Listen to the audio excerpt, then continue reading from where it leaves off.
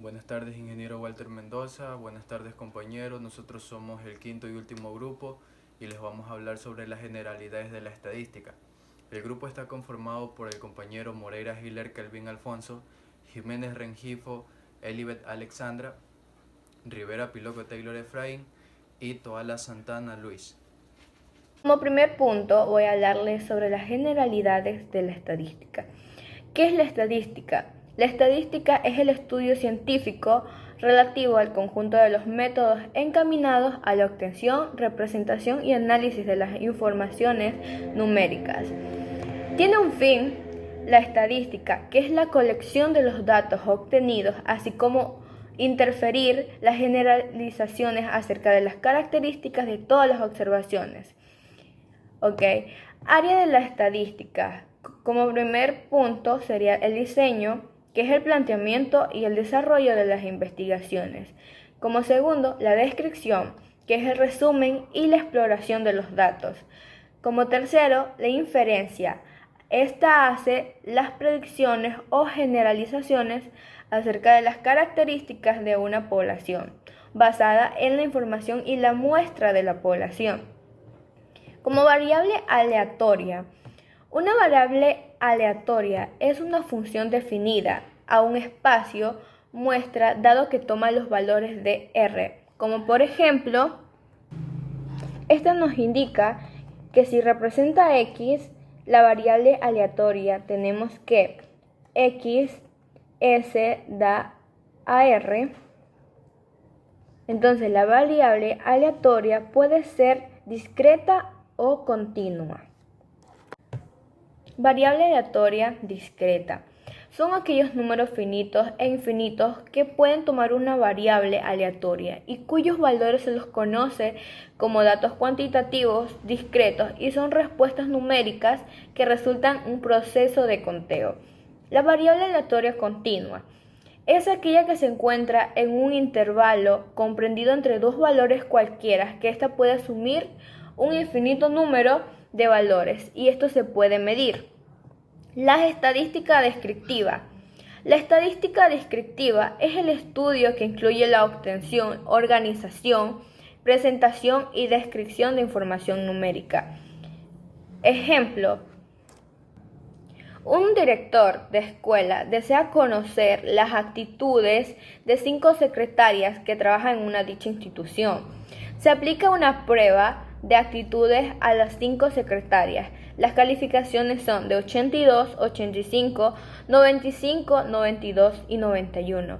La medida de estadística que emplea el director es la actitud promedio a medida aritmética, la cual la suma es la suma de los dos valores obtenidos, dividida por el número de las observaciones. Entonces, la calificación de promedio sería 82 más 85 más 95 más 92 más 91, que sería igual a 455. Esta se la divide por el 5 y da un resultado de 89. Frecuencia. La frecuencia indica las veces en que sucede un hecho en un determinado periodo a tiempo. Así decimos que los tornados son mucho menos frecuentes que las lluvias, o que los casos de gripe son más frecuentes que los casos de varicela. Tenemos los siguientes tipos de frecuencia. Como primer punto sería la frecuencia absoluta. La frecuencia absoluta de una variable estadística es el número de veces que aparece la muestra de dicho valor de la variable. La representamos por n. La frecuencia relativa. Esta frecuencia relativa es la proporción de los elementos que pertenecen a una categoría y esta se obtiene dividiendo una frecuencia absoluta entre el número total de los elementos de la muestra. Obtenemos el porcentaje. El porcentaje es la frecuencia relativa, que es el tanto por uno. Sin embargo, hoy en día es bastante frecuente hablar siempre en términos de tantos por ciento o porcentajes, por lo que esta medida resulta de multiplicar la frecuencia relativa por el 100. La denotaremos por PI. Sería la fórmula representada por esta manera. Continuamos. La frecuencia absoluta acumulada. La frecuencia acumulada de un valor de la variable es el número de veces que ha aparecido la muestra de un valor menor. o igual que la variable, y los representaremos por n. La frecuencia relativa acumulada, al igual que en el caso anterior, la frecuencia relativa acumulada es la frecuencia absoluta dividido por el tamaño de la muestra, y la denotaremos por f.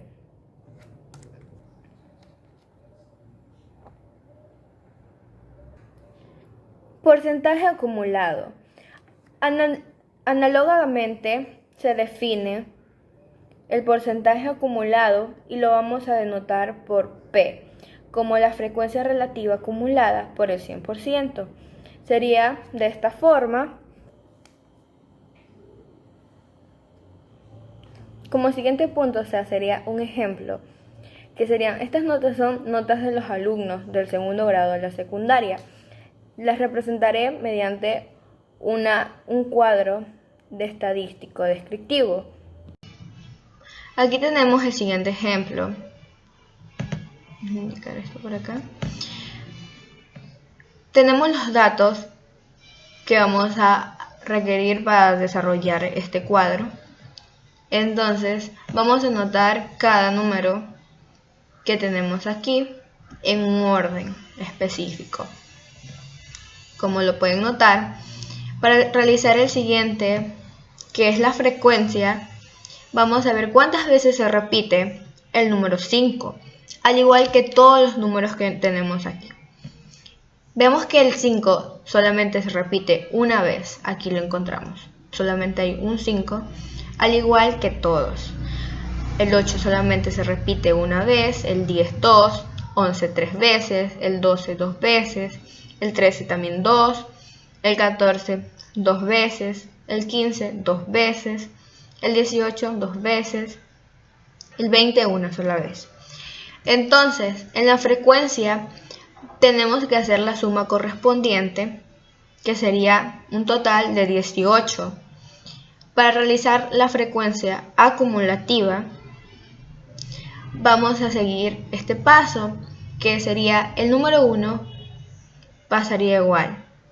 Entonces vamos a sumar 1 más 1 sería 2, 2 más 2 sería 4, 4 más 3 da un total de 7, 7 más 2 sería 9, 9 más 2 sería 11, 11 más 2 sería 13, 13 más 2 sería 15, 15 más 2 sería 17, 17 más 1 sería 18.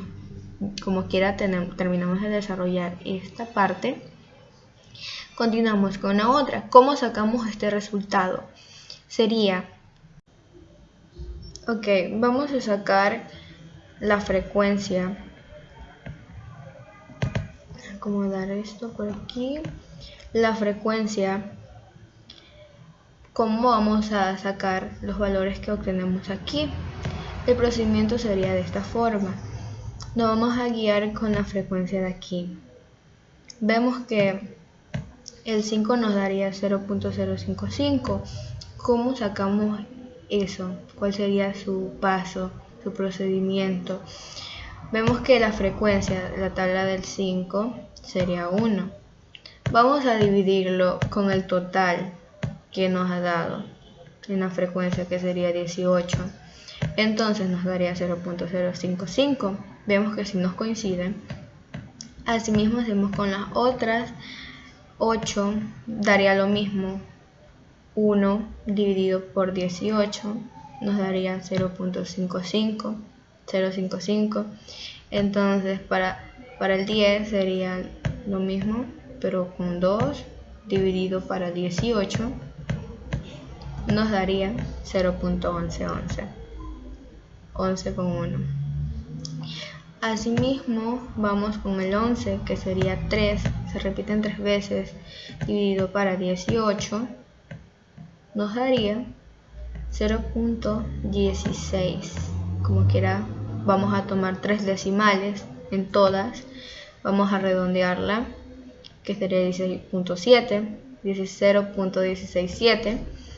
Y asimismo con las otras nos daría lo mismo. Vemos que son 2 veces, da lo mismo que lo de acá arriba, igual todas, y Así sería el procedimiento como para sacar la frecuencia relativa. Entonces vamos a sacar el porcentaje de la frecuencia. ¿Cómo obtenemos eso? Sería el siguiente procedimiento. Ok, seguimos con el porcentaje de la frecuencia. ¿Cómo vamos a sacar los siguientes resultados? El procedimiento para eso sería, vemos que obtenemos 1, así mismo como lo anterior, nos vamos a guiar con la frecuencia. 1 multiplicaremos para 100 y lo dividimos para 18. Daría igual a 5.5. Asimismo sería lo otro, nos daría 5.5. Para el 10 sería 2 multiplicado para 100 dividido para el 18, que es la suma total de la frecuencia, nos daría 11.11. Asimismo con el 11, que son 3 veces que se repite, multiplicado para 100 dividido para 18, que sería 16.7. Entonces vamos con el 13, que sería con el 12 nos daría lo mismo porque se repetían 2 veces, nos da lo mismo y así mismo. Entonces eso sería el procedimiento para obtener el porcentaje de la frecuencia. Para finalizar el porcentaje de la frecuencia, vamos a hacer la suma.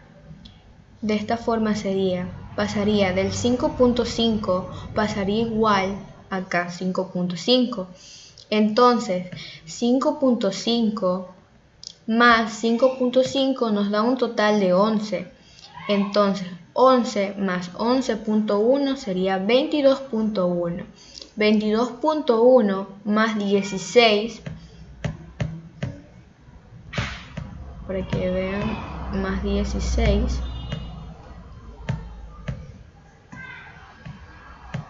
.7,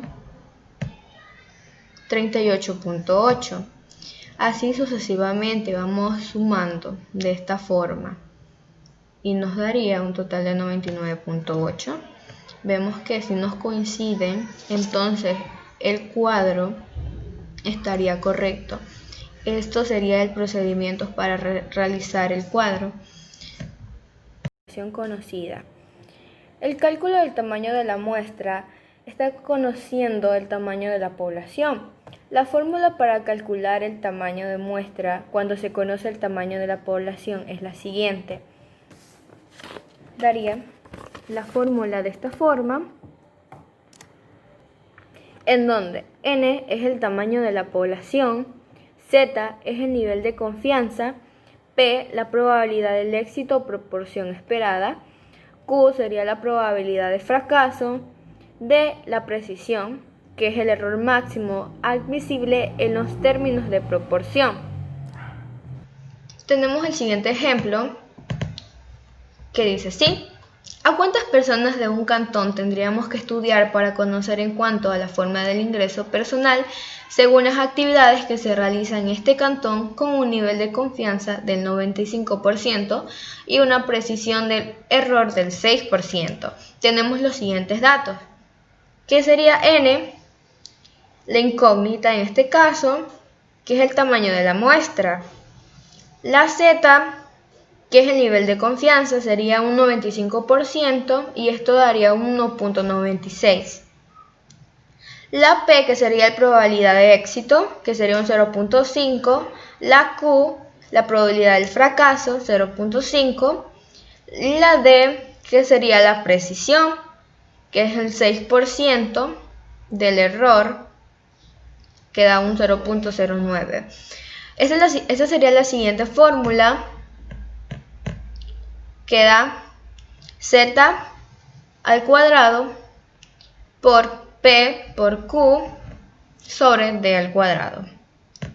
Entonces vamos a reemplazar de la siguiente forma: 1.96 al cuadrado por 0.5 por 0.5 sobre 0.6 al cuadrado. Y vamos a desarrollar n 3.8416 por 0,5 por 0,5 sobre 0.0036. N igual, esto sería la respuesta 0.9604 y sigue igual 0.0036 y nos daría n 266.78. Esa sería la división de esto y quedaría como 267.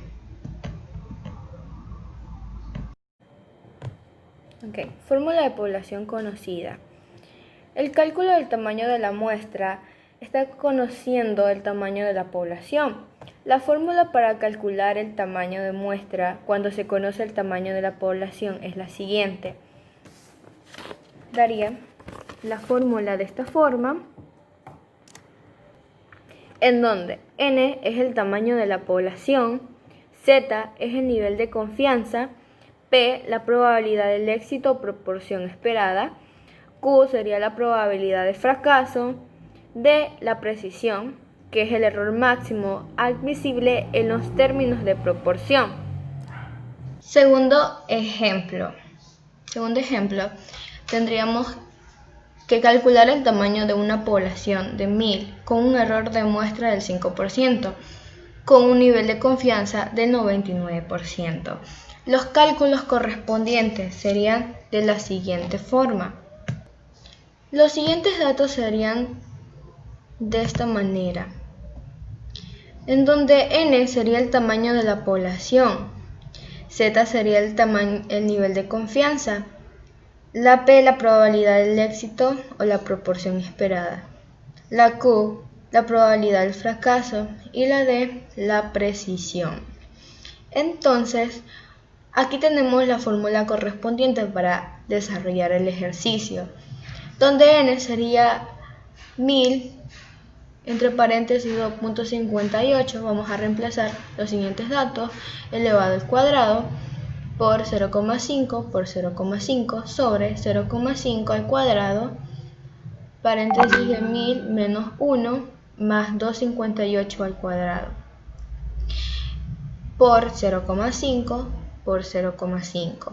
Entonces nos daría un resultado de 1000 por 0,6564 por 0,25 sobre 0,0025 por 999 más 6,6564 por 0,5 por 0,5.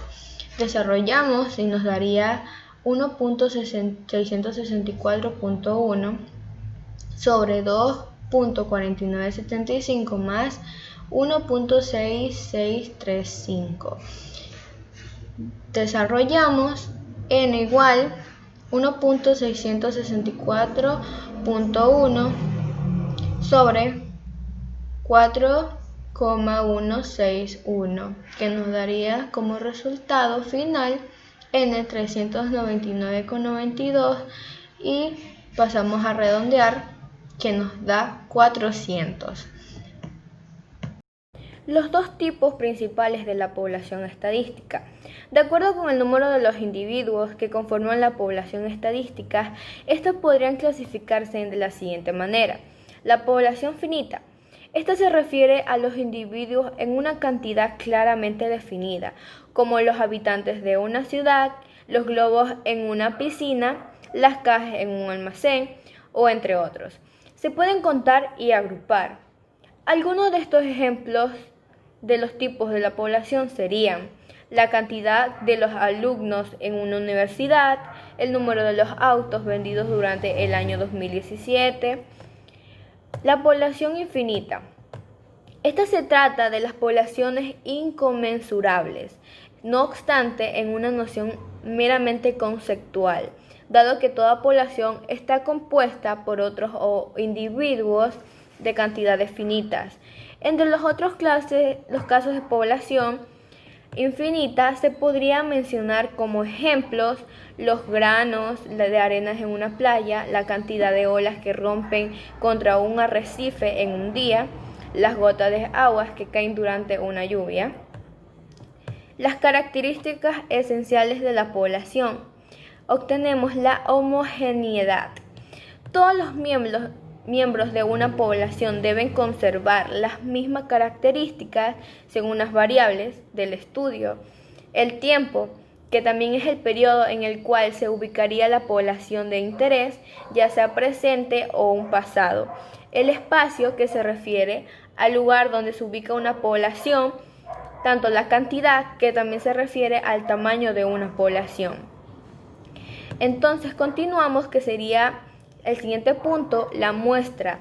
Es un subconjunto o una porción representativa de una población que se estudia a realizar inferencias sobre ella a partir de la muestra. Existen algunos tipos de muestras estadísticas, que es aleatorio simple. El método de selección más básico, en el que el sujeto posee un número de identificación y por medio de un sorteo aleatorio son seleccionados para la muestra. El muestreo sistemático. La población a trabajar es enumerada y los investigadores se encargan a listar a cada individuo en grupos de 10 de una forma aleatoria. Luego se elige uno de los primeros de cada uno de los grupos al azar, así formando de esta manera la muestra. El muestreo estratificado. Se divide la población en estratos o grupos donde se compartan características similares. Luego se seleccionan proporcionalmente los individuos de cada grupo. Entonces continuamos con el muestreo. Conglomerados. Esta se da cuando la población ya se encuentra dividida de una forma natural en grupos. A partir de esto se seleccionan individuos anteriormente, cada conglomerado a su grupo para conformar la muestra. En la siguiente parte tenemos las características de la muestra. Encontramos la representativa. Se refiere a todos y cada uno de los elementos de la población tengan la misma oportunidad de ser tomadas en cuenta para formar en dicha muestra. Adecuada y válida. Se refiere a que la muestra debe ser obtenida de tal manera que permita establecer un mínimo error posible respecto a la población. Para que esta muestra sea fiable, es necesario que su tamaño sea obtenido mediante los procesos matemáticos que eliminen la incidencia del error. Como siguiente punto, le mostraré la siguiente fórmula para calcular la muestra conociendo la población finita. Cada conglomerado a su grupo para conformar la muestra. En la siguiente parte tenemos las características de la muestra. Encontramos la representativa. Se refiere a todos y cada uno de los elementos de la población tengan la misma oportunidad de ser tomadas en cuenta para formar en dicha muestra. Adecuada y válida. Se refiere a que la muestra debe ser obtenida de tal manera que permita establecer un mínimo error posible respecto a la población. Para que esta muestra sea fiable, es necesario que su tamaño sea obtenido mediante los procesos matemáticos que eliminen la incidencia del error. Como siguiente punto, le mostraré la siguiente fórmula para calcular la muestra conociendo la población finita. N es el tamaño donde la muestra de la población a obtener. La N es el tamaño de la población total. La O es la desviación estándar de la población. En caso de desconocer este dato, es común utilizar un valor constante que equivale a 0,5. La Z es el valor obtenido mediante los niveles de confianza. Su valor es una constante. Por lo general, se entiende dos valores dependiendo del grado de la confianza, que se desee siendo el 99%. Es el valor más alto, que este valor equivale a 2.58, y el 95% da 1.96, que es el valor mínimo aceptado para considerar la investigación como confiable. La E es el límite aceptable de un error muestral. Generalmente va del 1%, que sería 0,01, y al 9%, que sería 0,09, siendo el 5% 0,5, que es el valor estándar usado en las investigaciones. Buenas tardes, compañero, buenas tardes, profesor. A mí me toca hablar sobre lo que es la estadística y su relación con otras ciencias, que está dividida en varias partes, como la contabilidad. Contabilidad dice que es las empresas de contaduría pública que emplean procedimientos estadísticos de muestreo para llevar a cabo auditorías a sus clientes. Por ejemplo, supongamos que una empresa de contadores desea determinar si la cantidad que aparece en las cuentas por cobrar en el balance de un cliente representa fielmente la cantidad real de ese rubro. Normalmente la cantidad de cuentas individuales por cobrar es tan grande que sería demasiado lento y costoso revisar y validar cada cuenta. La economía. Dice, como ciencia social, la economía es un campo fértil para aplicar las estadísticas a todos y cada uno de los fenómenos que tienen que ver con la producción, costos, materia prima, capital, tecnología, trabajos, salarios, métodos y sistemas. Dice, también tenemos lo que es, dice que la distribución es medios o canales, localización, empaque y embalaje, transporte, ubicación geográfica, capacidad, etc. Y el consumo, lo que es el consumo, dice hábitos y motivos de compras y consumo, promoción, publicidad, marketing, medidas de satisfacción, etc. También tenemos lo que me toca hablar sobre lo que es la administración.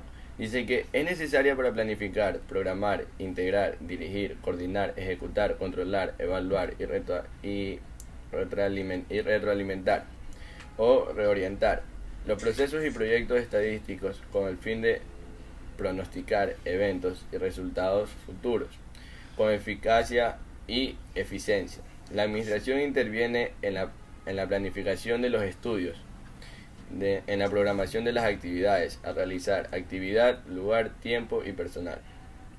Matemática. Dice, se relaciona con la estadística por el uso de la aritmética, álgebra y geometría como medios de expresión, ya sea para sumar, calcular y relacionar datos, con el fin de extraer resultados numéricos, que luego presentan a través de cuadros y gráficos. Ya, también me toca hablar sobre lo que es estadística descriptiva e inferencial. Dice, estadística descriptiva es la parte de la estadística que también se conoce con el nombre de estadística deductiva, ya que trata solamente a describir y analizar un grupo de datos, los cuales se representan mediante tablas, gráficas y cuadros. Dice, la estadística descriptiva tiene como objetivo resumir la información contenida en los datos de la forma más sencilla y presentable posible, obteniendo así los parámetros que distinguen las características de un conjunto de datos, lo que se conoce como estadística. Estadística inferencial. Dice, se denomina estadística inferencial a los métodos matemáticos empleados y basados en la teoría de la probabilidad para reducir, inferir las probabilidades de uno. Distribución de frecuencia, dice. Llamamos distribución de frecuencias al conjunto de valores que puede presentar una variable junto con sus frecuencias. Estas frecuencias pueden ser cualquiera de las anteriores. Según la naturaleza de la variable estudiada, las distribuciones de frecuencia pueden ser no agrupadas, agrupadas en intervalos. Yo les voy a hablar sobre lo que es la construcción de un histograma. Un histograma está constituido por 5 pasos, durante el cual el paso 1 es determinar el rango de los datos, el paso 2 es obtener los números de clases y el paso 3 es establecer la longitud de la clase, el paso 4 los intervalos de la clase, paso 5 graficar el histograma. Paso 1 determinar el rango de los datos. Para determinar el rango de los datos, lo que debemos hacer es determinar el dato mayor menos el dato menor. Este resultado nos va a dar el rango. Paso 2. Obtener los números de clases. Para obtener los números de clases existen varios tipos de criterios. Sin embargo, nos dice que ninguno de estos son exactos. Varios autores nos recomiendan que debemos de tener de 5 a 15 números de clases, dependiendo también de los datos que tengamos. Paso 3. Establecer la longitud de la clase. Esta es igual al rango dividido por el número de clases. Paso 4. Construir los intervalos de la clase. Este resulta de dividir el rango con el número de datos relacionado con el paso número 2. Graficar el histograma. En caso de que las clases sean todas de la misma amplitud, lo que se hace es graficar un gráfico de barras. Las bases de las barras son los intervalos de clases y algunas son las frecuencias de las clases. Si se unen los puntos medios, la base es superior a los rectángulos que se obtienen a los polígonos de frecuencia. Se representan los intervalos de clase en el eje de las abscisas, que este viene a ser el eje horizontal, y el eje de las frecuencias, que se representa en el eje vertical. En el ejercicio tenemos que la empresa de confección Lulú S.A. necesita realizar un estudio para los procesos que viene realizando en el área de producción. Para ello, hemos recopilado varios datos en la siguiente información referente a la productividad. Tenemos también los polos y semanas de los trabajadores. Dentro de la siguiente tabla tenemos que sacar los siguientes datos.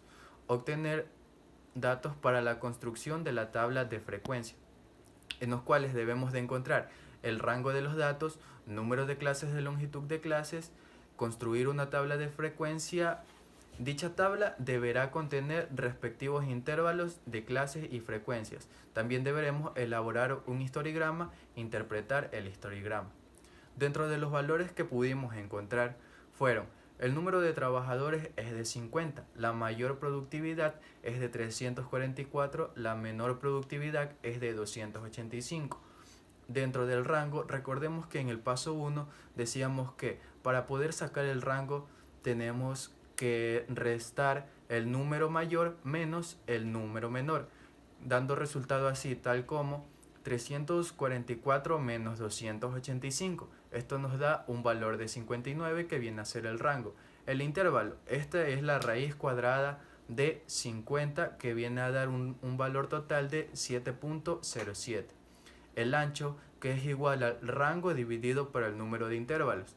Recordamos que es igual a 344 menos 285 dividido para 7. Este nos da un resultado de 8.42. En la siguiente tabla mostramos lo que son intervalos de producción y frecuencia de trabajadores. Este va desde el número menor, que es 285, dándonos como primer valor de 285 a 293. El siguiente valor es de 293 a 302. El siguiente valor es de 302 a 310. El cuarto valor es de 310 a 319. El quinto valor es de 319 a 327. El sexto valor es de 327 a 335. Y séptimo valor es de 335 a 344. Dentro de esta misma tabla veremos que de 285 a 293 tenemos 15 trabajadores como número de frecuencia. En el siguiente valor encontramos 11 trabajadores, en el siguiente valor 8, en el cuarto valor encontramos 5, en el quinto valor 8, en el sexto valor 2 y en el último valor 1, dándonos un resultado total, una suma total de frecuencia de trabajadores 50. Ya, en el siguiente gráfico mostramos una productividad de trabajadores. En el eje vertical tenemos el número de trabajadores y en el eje horizontal tenemos intervalos de producción. Recordemos que los intervalos de producción son aquellos que van de, por ejemplo, el número menor de 385 y número máximo de 344. En el primer gráfico o el primer rectángulo mostramos de 285 a 293. Esto, igual que la tabla, nada más pasamos es a reemplazar los valores, donde notaremos y nos dará un resultado de que en el primer rectángulo tenemos un mayor número de trabajador, dándonos un resultado de 15, y en el último intervalo, que va del 335 a 344, nada más tenemos un trabajador. Diagrama de barras. Un diagrama de barras es también conocido como un gráfico de barras o diagrama de columnas. Este es una forma de representar gráficamente un conjunto de datos o valores y está conformado por barras rectangulares de longitudes proporcionales a valores representados. El diagrama de barras también es un gráfico que se utiliza para representar datos de variables cualitativas o discretas, como lo podemos ver en el siguiente gráfico, que nos muestra los miles de toneladas. En los miles de toneladas, este gráfico está representado por cebada, trigo, avena y centeno. Aquí podemos notar que la cebada lleva un valor mayor, dándonos un total de 11,945, el trigo un valor de 6,445, la avena un valor de 3,443 y el centeno como último valor que nos da solamente 345. Tipo de gráfico de barras. Existen 4 tipos de gráficos de barras, en los cuales tenemos como primer punto el gráfico de barra sencillo. Este representa los datos de una única serie o conjunto de datos, como lo podemos ver en el siguiente cuadro.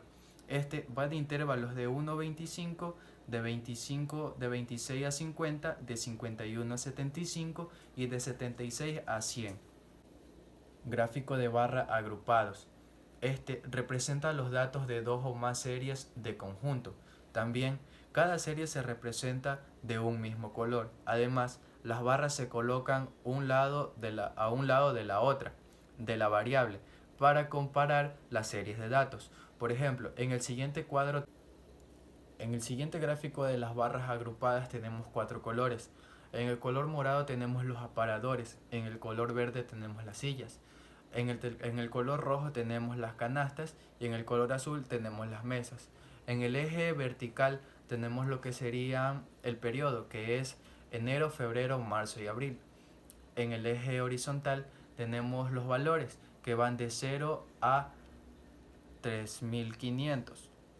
Entonces decimos que en el mes de abril mostramos una diferencia entre los aparadores en el mes de abril hasta el mes de enero, o del mes de enero al mes de abril mostramos lo que serían los valores de las sillas. En el color rojo que tenemos las canastas, mostramos en enero hasta abril también los valores, que su máximo valor sería hasta 2500, y en las mesas, en el mes de enero al mes de abril, tenemos un valor máximo aproximado de 1800. El gráfico de barra apilado. Este representa los datos de 2 o más series de conjunto de datos. Además, cada serie se representa de un mismo color.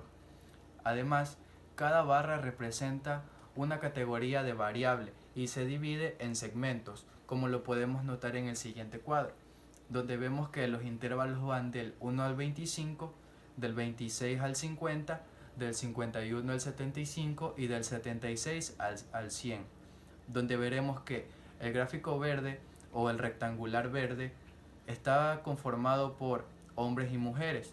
Así está conformado cada rectángulo, donde vemos que este se encuentra dividido entre hombres y mujeres en un mismo rectángulo. El gráfico circular o gráfica circular también es llamado o conocido como gráfica de pastel, gráfico de tarta, gráfico de torta o gráfico de 360 grados. Este es un recurso estadístico que se utiliza para representar porcentajes y proporciones. El número de elementos acompañado dentro de una gráfica circular suele ser de más de 4. Este se utiliza en aquellos casos donde se interesa no solamente mostrar el número de veces, sino que además dan una característica o atributo de manera tabular, sino más bien de manera gráfica, de tal manera que se pueda visualizar mejor la proporción en que aparece esta característica respecto al total. A pesar de su popularidad, se trata de un tipo de gráfico poco recomendable, debido a que éste muestra una capacidad perceptual para estimar relaciones de proporción o diferencia entre áreas de sectores circulares. Es mucho menor que, por ejemplo, entre longitudes o posiciones, tal y como sucede en otras gráficas. Utilizamos esta gráfica de pastel para comparar la proporción de datos en categoría o grupo. Esta gráfica de pastel es una circunferencia que se divide en segmentos o rebanadas. Este mismo representa la proporción de observación si éstas están en cada categoría. La gráfica circular.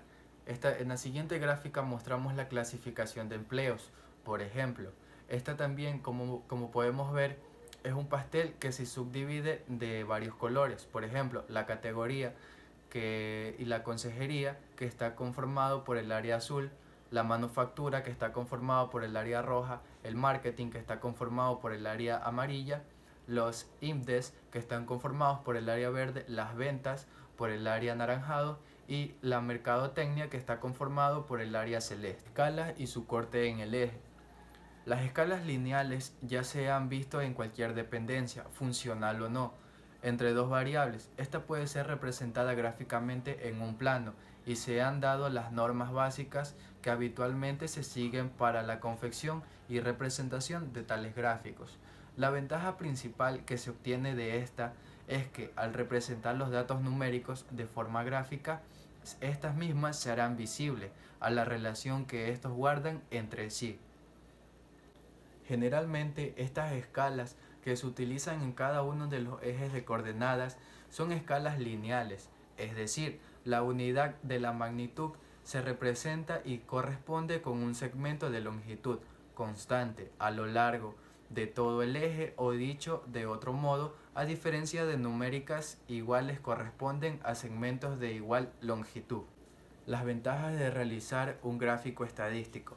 Entre las ventajas de realizar un gráfico estadístico están además la simplicidad y facilidad de comprensión, es decir, como el énfasis de un gráfico es muy eficaz a la hora de mostrar información, pues gracias a este tiende a llamar la atención, más que otras opciones para representar datos, como la tabla o diagramas. De modo general, que el gráfico de líneas o tendencias muestra la variación en el valor de una o más variables en el tiempo.